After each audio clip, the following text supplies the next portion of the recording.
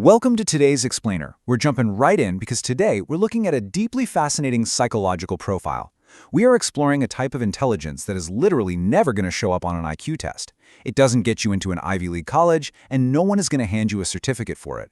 And yet, the people who possess it are often some of the absolutely most capable, emotionally sharp, and deeply perceptive individuals in any room they walk into.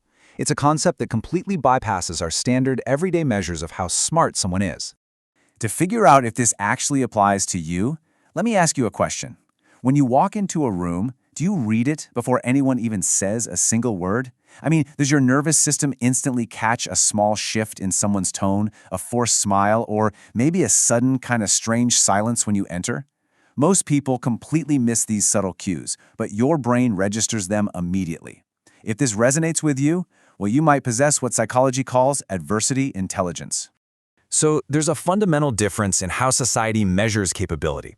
We're all pretty familiar with traditional intelligence, right? That's measured by standardized tests, academic degrees, formal education, all that stuff. But then there's adversity intelligence. This is a highly perceptive, survival-based intelligence built through real, lived experience. It's rooted in rapid pattern recognition, crisis management, and just an incredibly acute understanding of human behavior. Let's dive right into part one, the hidden intelligence. Basically, adversity intelligence develops when life forces someone to grow up emotionally way faster than they ever should have. It happens when a kid grows up around unpredictability, emotional tension, or just in situations where their safety never felt entirely guaranteed. Before they even had the language to describe pain or stress, they had to learn how to read people, adapt on the fly, and stay totally calm. Now, the absolutely crucial point here is that this adaptation is not a weakness, not at all. When faced with an environment where safety isn't a given, the human brain doesn't just survive, it reorganizes itself. It's neuroplasticity under pressure. The brain turns into an exceptional survival machine, rewiring itself to become brilliant at scanning for danger, predicting human behavior, and finding meaning in some really difficult things. It's honestly a biological masterpiece of adaptation. Which brings us to part two, the superpowers of survival. So, what does this look like in the real world? Well, here are the signs you might have this rare form of smarts. You read emotional energy instantly, like you know something is off the second you walk in. You anticipate other people's needs before they even open their mouths. Someone says, "I'm fine," and you already know for a fact they aren't. You find this strange, intense calm when everyone else is panicking. A crisis actually clarifies things for you. You analyze human behavior deeply, constantly listening for the meaning hiding underneath the words. You have an unmatched, totally resourceful self-reliance, mostly because you stopped waiting for a rescue a long time ago. And finally, you have an unfaked presence in other people's pain. You don't flinch when conversations get heavy, because you already know exactly what pain sounds like when it has no words. Now, people might look at you and call you highly intuitive, or maybe highly sensitive. But the truth is, this isn't some mystical intuition. It's pattern recognition. Your deep emotional awareness wasn't built for fun. It was built out of sheer necessity. At some point in your life, reading emotional energy wasn't just an interesting little party trick.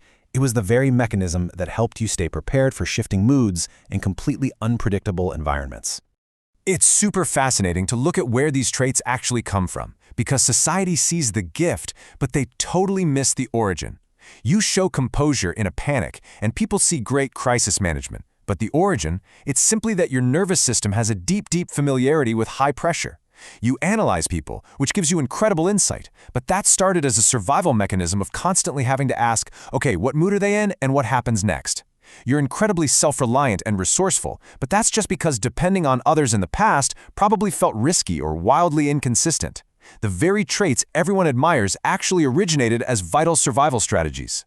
Now, let's slow things down a bit for part three, the hidden costs. You see, feeling things at a frequency most people just don't tune into creates a wide and beautiful emotional range. But man, it is deeply exhausting. You don't just observe the world around you, you absorb it. You end up carrying emotional weight that was literally never yours to carry in the first place. Because your brain learned early on that surface-level safety doesn't mean real safety, you apply extensive filters before ever granting real trust. And perhaps the toughest cost of all, you probably experience intense discomfort with stillness. When everything finally gets quiet, your mind actually gets louder. There's a massive disconnect here between the outside world and your inner world. Society sees your strength and your fierce independence, and they praise you for it. Most people just call it strength. But what you experience internally is that this self-reliance was forged because relying on people historically just resulted in disappointment. You didn't become fiercely independent because you wanted to. You became capable because you had no choice but to draw your own map. For someone like you, learning to rest is not laziness. It is one of the bravest skills you will ever practice. If peace feels suspicious to you, if you honestly don't know what to do when nothing is going wrong, it's because your nervous system is still sitting there waiting for the other shoe to drop. Part of the healing process is actively teaching your brilliantly adapted body that calm does not equal danger. Let's move into part 4, the quiet grief. People with adversity intelligence don't only carry the heavy weight of processing what actually happened to them, they also carry the heavy absence of what didn't happen. They grieve the childhood that should have felt safer. They grieve the person who should have protected them better. They grieve the carefree version of themselves that they never really got the chance to be, and the support they desperately needed but just never received. There is no funeral for what you never had. It's a very quiet kind of grief. You feel the absence of things that nobody ever named out loud. And, this is exactly why certain songs, certain seemingly random memories, or even just a very simple, sincere act of kindness from a total stranger can trigger such a deep, overwhelming emotional response in you. You're feeling the stark contrast between that kindness and what was missing in your past. This really requires a complete reframing of that emotional depth. If you feel things deeply, if you notice what is absent and not just what's blindingly obvious, if you can actually hear the silence inside someone's sentence, that is not overthinking. That sensitivity is absolutely not brokenness. It simply means your nervous system was honest enough to register what was missing. It's emotional intelligence that has been incredibly refined by experience. And finally, Part 5, Post-Traumatic Growth. Psychologists use this term post-traumatic growth to describe the way people can come out of adversity, not just surviving, but with a much deeper clarity. You don't move through life sleepwalking. Things matter to you. Pain matters, loyalty matters, the way people treat each other truly matters. You haven't just survived your past, you have actively built an unshakable worldview from it. You actually turned what happened to you into meaning. However, we have to be really careful never to romanticize adversity intelligence. The things that built it cost you a lot. The intelligence is real. Your deep empathy and your unmatched sharpness are genuine superpowers, for sure.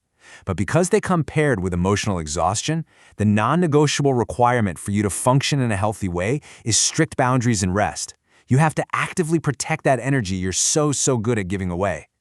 Ultimately, psychology keeps showing us over and over that the human brain isn't just damaged by hardship, it is fundamentally transformed by it.